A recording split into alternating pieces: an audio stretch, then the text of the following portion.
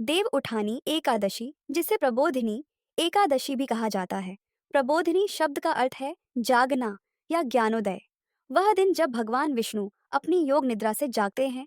पौराणिक मान्यता के अनुसार आषाढ़ शुक्ल एकादशी, देवशयनी एकादशी के दिन भगवान विष्णु क्षीर सागर में शेषनाग की शैया पर योग निद्रा में चले जाते हैं और पूरे 4 महीने चातुर्मास तक विश्राम करते हैं। जब कार्तिक शुक्ल एकादशी आती है तब वे जागते हैं। इस दिन को ही देव उठानी एकादशी कहा जाता है। इस दिन से सभी शुभ कार्य जैसे विवाह, गृह प्रवेश आदि फिर से शुरू किए जाते हैं। आगे जानेंगे एकादशी की कथा के बारे में विस्तार। उससे पहले देखते हैं कि भगवान विष्णु जी योग निद्रा में क्यों जाते हैं। यह सवाल केवल एक पौराणिक कथा नहीं, बल्कि एक गहरा आध्यात्मिक रहस्य भी समेटे हुए है। आइए इसे पौराणिक और दार्शनिक दोनों दृष्टियों से समझते हैं। पौराणिक दृष्टि से पहला कारण, सृष्टि के संतुलन के लिए। हिंदू त्रिमूर्ति में ब्रह्मा सृष्टि के रचयिता हैं, विष्णु पालन करता है और ये शिव संहारक हैं। जब सृष्टि बन जाती है और सब कुछ सुचारू रूप से चल रहा होता है, तो विष्णु भगवान कुछ समय के लिए योग निद्रा, गहरी ध्यानावस्था में चले जाते हैं। यह अवस्था सृष्टि के संतुलन को बनाए रखने के लिए होती है, क्योंकि हर रचना के बाद शांत विश्राम का काल भी आवश्यक है। दूसरा कारण, देवों और मनुष्यों के लिए विश्राम काल, चातुर्मास। जब भगवान विष्णु विश्राम करते हैं देवशयनी एकादशी से देवउठनी तक, तो यह काल देवताओं के लिए भी विश्राम और साधना का समय होता है।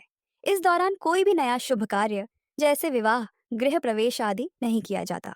यह काल चातुर्मास कहलाता है, जहाँ लोग भी संयम, व्रत और भक्ति का अभ्यास करते हैं। तीसरा कारण, सृष्टि के चक्र में परिवर्तन के लिए। भगवान विष्णु का सोना और जागना सृष्टि के ऊर्जा चक्र का परिवर्तन दर्शाता है। जब वे सोते हैं तब प्रकृति विश्राम करती है, जब वे जागते हैं तब नई चेतना और सृजन शक्ति ब्रह्मांड में प्रवाहित होती है।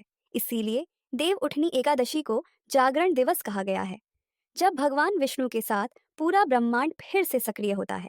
आध्यात्मिक अर्थ, योग निद्रा का रहस्य। योग निद्रा का मतलब साधारण नींद नहीं है, यह चेतन विश्राम, कॉन्शियस स्लीप की अवस्था है। भगवान विष्णु की योग निद्रा यह सिखाती है कि जब सब कार्य पूरे हो जाए तो भी मन को शांति और स्थिरता में टिकाना ही सच्चा विश्राम है। यानी सोना ऐस आलस्य नहीं, बल्कि ध्यानमय विश्राम। जागना संसारिक सक्रियता नहीं, बल्कि सचेत अवस्था। इससे मनुष्य को यह शिक्षा मिलती है कि सच्चा जीवन तभी संतुलित होता है जब कर्म और विश्राम दोनों का समन्वय हो। दार्शनिक दृष्टि से भगवान विष्णु का सोना मतलब सृष्टि का अंत नहीं, बल्कि शांति का काल। भगवान का जागना मतलब नई ऊर्जा और नव सृजन का आरंभ। जैसे रात के बाद सुबह आती है, वैसे ही विष्णु की योग निद्रा के बाद नई चेतना का सवेरा आता है। संदेश, भगवान विष्णु की योग निद्रा हमें यह सिखाती है कि जैसे भगवान विश्राम करके नई सृष्टि आरंभ करते हैं, वैसे ही हमें भी जीवन में समय समय पर रुककर स्वयं को नवीनीकृत, रिफ्रेश करना चाहिए। देव उठानी एकादशी की कथा, भगवान विष्णु की योग निद्रा। एक समय सृष्टि की रचना और पालन करने के बाद भगवान विष्णु ने विश्राम करने का निश्चय किया।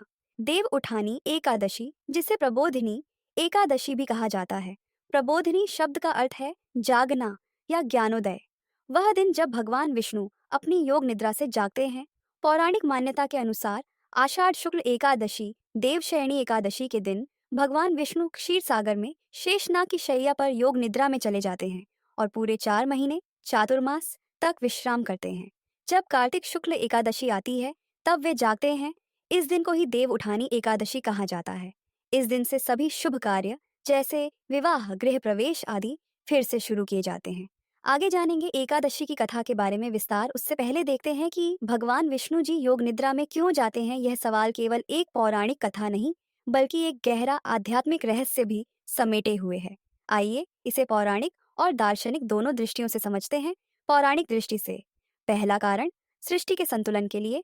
हिंदू त्रिमूर्ति में ब्रह्मा सृष्टि के रचयिता हैं, विष्णु पालन करता है और ये शिव संहारक हैं। जब सृष्टि बन जाती है और सब कुछ सुचारू रूप से चल रहा होता है, तो विष्णु भगवान कुछ समय के लिए योग निद्रा, गहरी ध्यानावस्था में चले जाते हैं।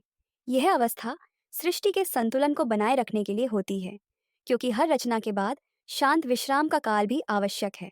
दूसरा कारण, देवों और मनुष्यों के लिए विश्राम काल, चातुर्मास। जब भगवान विष्णु विश्राम करते हैं देवशयनी एकादशी से देवउठनी तक, तो यह काल देवताओं के लिए भी विश्राम और साधना का समय होता है।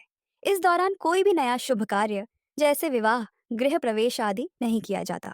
यह काल चातुर्मास कहलाता है, जहाँ लोग भी संयम, व्रत और भक्ति का अभ्यास करते हैं। तीसरा कारण, सृष्टि के चक्र में परिवर्तन के लिए भगवान विष्णु का सोना और जागना सृष्टि के ऊर्जा चक्र का परिवर्तन दर्शाता है। जब वे सोते हैं तब प्रकृति विश्राम करती है, जब वे जागते हैं तब नई चेतना और सृजन शक्ति ब्रह्मांड में प्रवाहित होती है। इसीलिए देव उठनी एकादशी को जागरण दिवस कहा गया है, जब भगवान विष्णु के साथ पूरा ब्रह्मांड फिर से सक्रिय होता है। आध्यात्मिक अर्थ, योग निद्रा का रहस्य। योग निद्रा का मतलब साधारण नींद नहीं है, यह चेतन विश्राम, कॉन्शियस स्लीप की अवस्था है।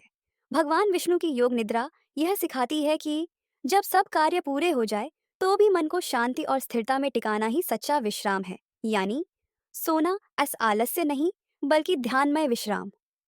जागना संसारिक सक्रियता नहीं, बल्कि सचेत अवस्था।